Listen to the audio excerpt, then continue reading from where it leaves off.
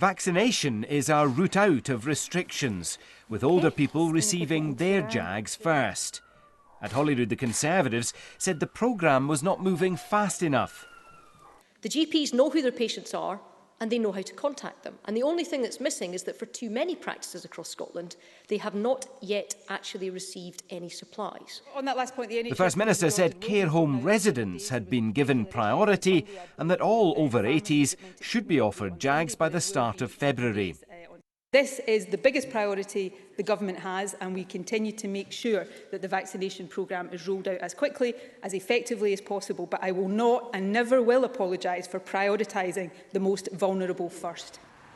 Back in East Lothian, vaccination offers some hope. I think we should be getting there. Whether we're getting out quick enough, I'm not sure. Now, over the weekend, we saw the SNP's vaccine rollout lag behind their own targets. As of yesterday, the Scottish Government had taken receipt of 717,000 doses of the vaccine. More than 400,000 have yet to reach patients. We know how many doses of vaccine have so far been delivered to Scotland. We know how many GP practices have agreed to take part in the process. The GPs know who their patients are and they know how to contact them. And the only thing that's missing is that for too many practices across Scotland, they have not yet actually received any supplies. So can the First Minister explain why that is, where the hold-up is in the system and what she's doing to unblock it? We, last week, published detailed estimates of supply now and well into the future. We put that out in a document that went on the web and was circulated.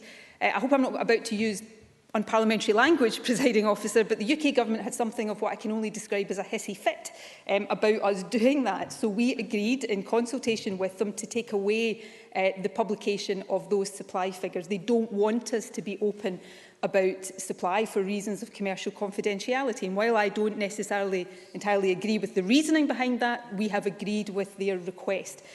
And yet what we have is the UK Government briefing and spinning misleading figures on supply. So they have to be clear about which approach they want us to take. Supplies are allocated to Scotland, they are then drawn down to Scotland, and we vaccinate as quickly as we possibly can. And that will continue to be the case as we go through the different groups in our vaccination programme.